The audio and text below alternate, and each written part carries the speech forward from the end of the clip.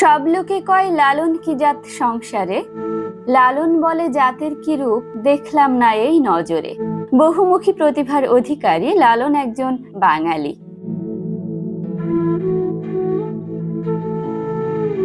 তিনি একাধারে একজন আধ্যাত্মিক সাধক, দার্শনিক এবং সমাজ সংস্কারক।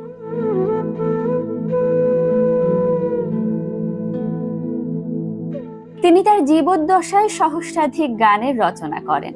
তিনি একাধারে সুরকার, গীতিকার ও গায়ক।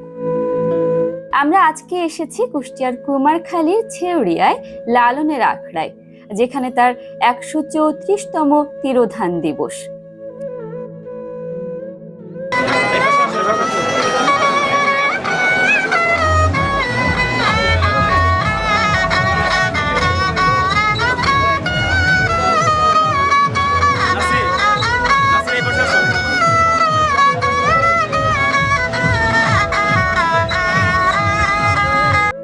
এটি প্রায় ২০০ বছর ধরে চলমান, অর্থাৎ লালন সাঁইজি যখন বেঁচে ছিলেন সেই সময় থেকে এখন পর্যন্ত এই বিষয়টি চলমান আছে।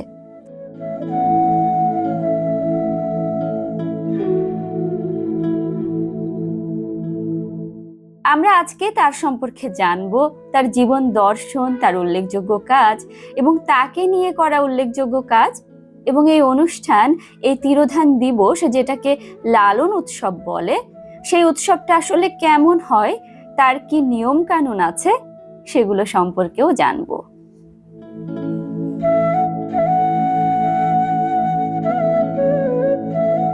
লালন সাঁইজি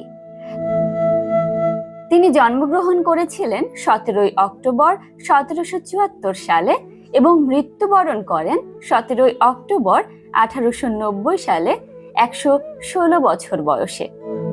তার জন্মস্থান সম্পর্কে অনেক ধরনের বিতর্ক আছে। কেউ কেউ বলেন তিনি অবিভক্ত বাংলার তৎকালীন ঝিনাইদহের হরিশপুর গ্রামে জন্মগ্রহণ করেন।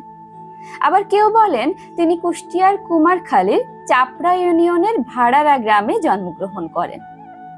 আবার অনেক গবেষকদের মতে তিনি যশোরের ফুলবাড়ি গ্রামে জন্মগ্রহণ করেন। তার বাবার নাম ছিল কাজী দইমুল্লা দেওয়ান এবং মাতা আমিনা খাতুন। তার ভাই বোন সম্পর্কে বিতর্ক আছে।